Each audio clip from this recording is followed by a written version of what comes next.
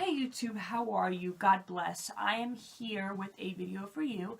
I know I have not been on for a really long time, and I just wanted to update you on the craziest, worst year of my life. I'm making a lot of videos about story times and crazy shit that happened in this terrible, terrible year. And that brings us to why am I doing that? What would I gain from that?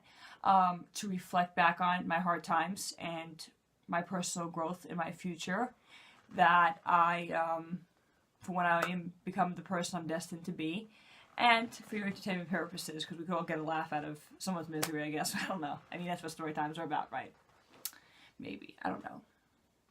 So, let me tell you this crazy story about this person that I met, and you know I'm not one to insult many people. I'm not sure I'm going to title this video, but this person, this specific person, is such a bad person. And by the time, it's going to be a few-part series, this videos.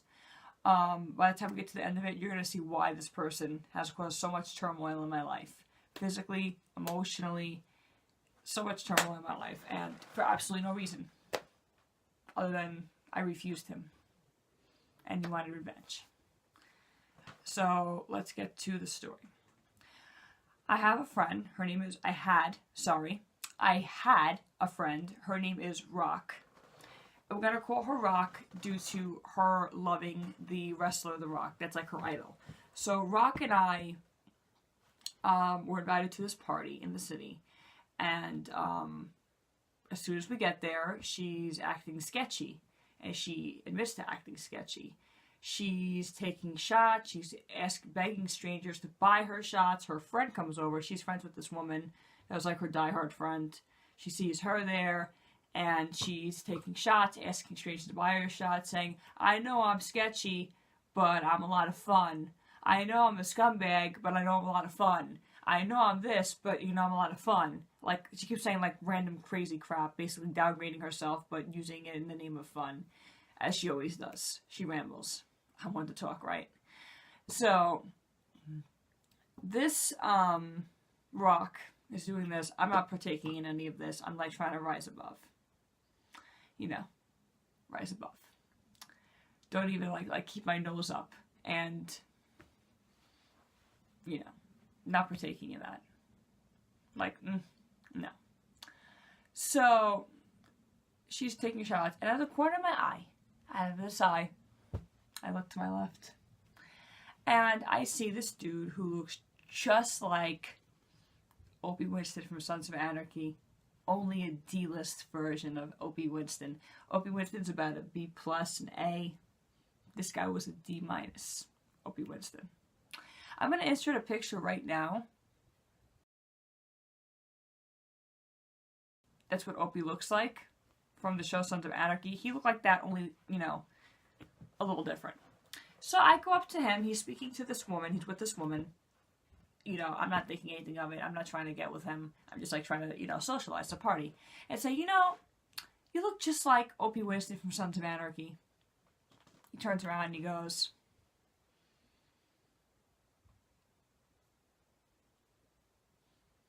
did one of those and goes, maybe it's because I am Opie Winston from Sons of Anarchy.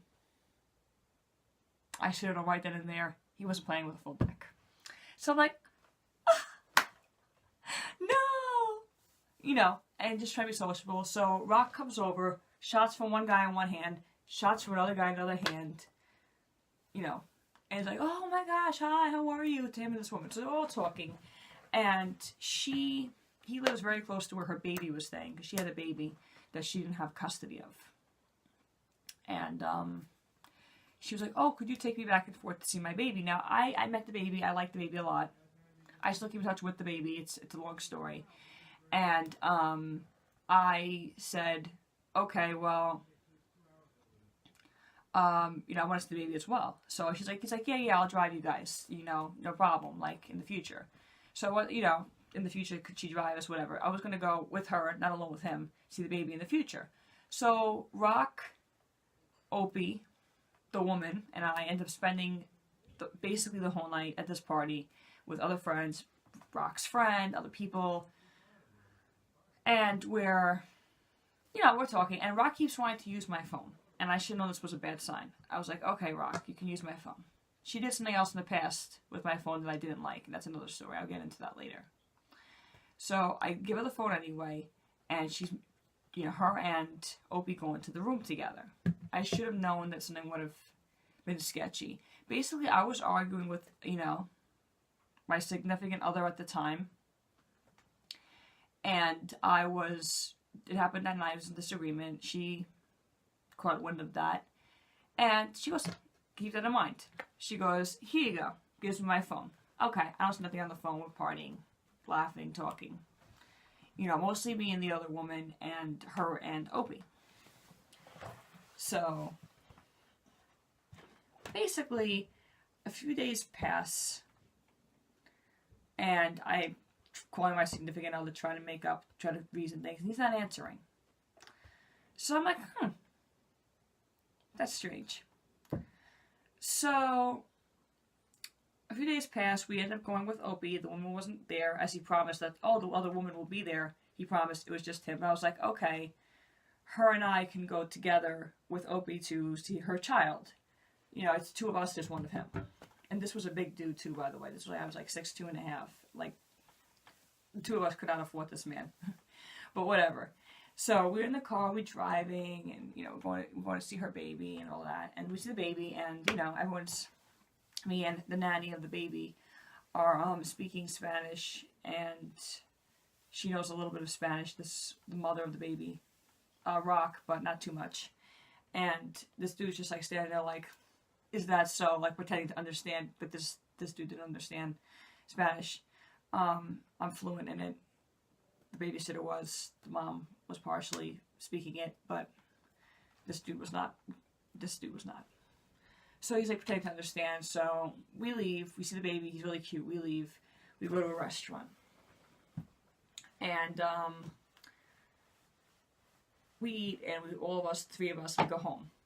The next, few days later, she wanted to see the baby again. I wanted to visit my aunt who lived there at the time. So I was like, yeah, let's just go. So we go again. We see the baby. We leave again. And he brings sunglasses to the baby. Like grown man glasses. And she's like, why would you bring sunglasses? And he's like, because your baby's father wears sunglasses all the time. Her baby's father, who's going to come into the story later on, wore sunglasses all the time. He claimed to be blind, but he was not. And he definitely was not. So he was like, she was having differences with him, so he was like doing that to be an asshole, basically. So we leave, and we go, I felt tension between Opie and Rock when we ate at the table. And basically, he starts saying, tell her, to Rock, to me. Tell her, Rock, tell her what you told me. And I was like, tell me what? Tell her what you told me. She has her head down like this. And he's like, tell her. And I was like, tell me what? Like, the fuck? What are you gonna say? And she was like, no, I'm not telling her. And he's like, tell her how the motorcycle gang all took turns with you. And I was like, what? Yeah, they all took turns with her. I was like, what, Opie? He gets up and starts saying, do I need to demonstrate? And this is a tour guide. Everyone turned around in the restaurant. Do I need to demonstrate with his hands like this? One hand was like bigger than my face. I was like, okay, demonstrate what? I'm still not getting it. The motorcycle gang put her on the floor and took turns with Rock. And she told me that that's like a little snippet from her past.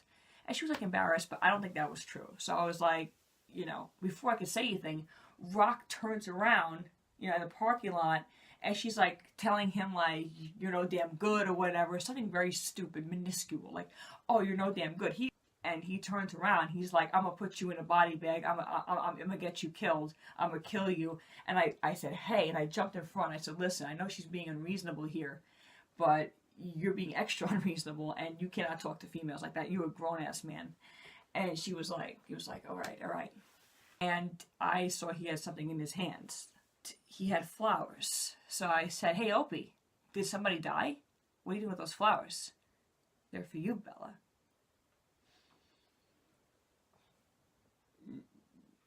thank you. I felt disgusted after what he said the other day. How he's gonna talk about females like that never happened. Like, he's, man, you can't be like talking about fighting and killing females and accusing females of bad shit. So I was like, no. So I take the flowers, I take it home. I think like the kids destroyed it or whatever. I don't even care. I was like, whatever. I was like over it. So as time goes on, he comes to the house of Rock, and I'm at Rock's house. And I'm standing up, and I feel something on my thigh. And I don't really pay attention to it, because sometimes people could brush each other, you know, it happens. And then I feel like on my butt cheek, someone go, pretend this is my butt cheek, and then squeeze it, and then pull the hand off. And I was like, must you do that? Like, must you touch me? Like, what? What are you doing? And he was like, are you even wearing underwear? And I was like, what? What kind of question is this? This is like a sexual predator or something. Like, the hell? Like, he's like sexually harassing me. So I was like, you know, like, that's not okay. Like, you can't just be like touching my ass. And he was like, are you even wearing underwear? I was like, what are you getting at? Like, what? So I like didn't make a huge deal of it. I just like was like, okay, like, I want to get out of the situation. I was clearly shook. And we don't see him for a while. Until one night, I keep trying to cooperate in a while. I still can't get in touch with my significant other. Keep that in mind. Rock invites him to a family member's party. Remember, I don't have anything to do with him. Rock keeps wanting to interact with this dude. During this time, he gets very close with her oldest son, and they become very good friends. He becomes like an uncle to him. It's an all-adult party, so there was no kids involved. I think, like, maybe her oldest son was a teenager went. And I was like, hey, Opie, can I use your phone? Just like my phone was dead. Yeah, girl, use my phone. Takes out this cheap-ass phone. For some reason, tell me why, he gets up and he leaves. I look at the phone, and I see the name like Jerk or whatever in it. So I'm just curious. I click on Jerk, like on his contacts, and I see my significant other's number under the word Jerk or Jerk Off. And I said, okay, that's strange. I scroll up, and there was messages of him saying he had sex with me, that he was starting a relationship with me, making very disgusting sexual innuendos about me, talking about me sexually, objectifying me.